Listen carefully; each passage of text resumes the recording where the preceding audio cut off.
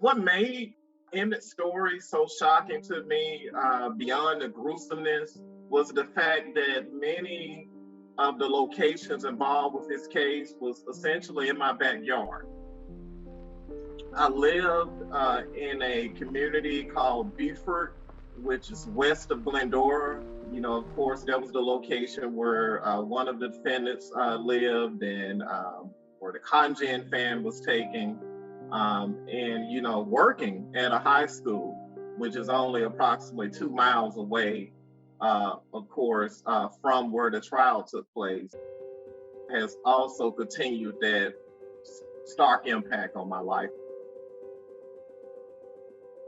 I have the benefit of not just showing videos, not just showing text about the material, but being able to have students to go to the courthouse, to the Interpretive Center, which has a plethora of information.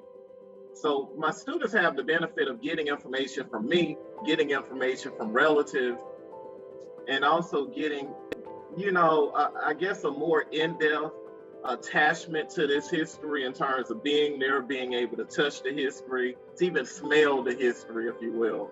And I think that is a huge advantage for me, especially given the significance of what the Till case sparked in this nation in terms of civil rights movement, and for my students to know that it all started essentially in their backyard.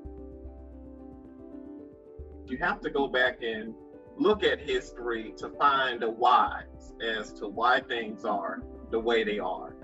So I guess I can give this scenario of having a disruptive student.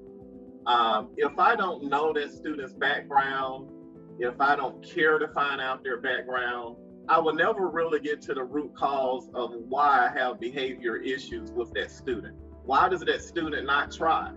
And oftentimes, simply put, there is a history of pain, of sorrow, of possible abuse, of possible learning disabilities, which tends to show itself via disruptions in the class. So history offers a great amount of insight as to why society is the way it is, simply put.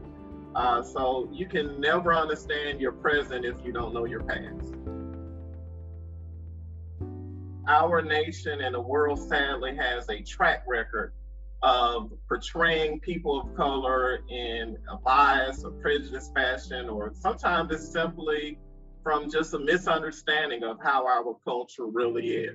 Therefore, when young people tell their own story, no one can tell their story better than them. They have the ability to remove possible biases, possible misunderstandings out of the picture and bring forth a real, true picture as to their personal struggles, their personal triumphs, but simply put, their story.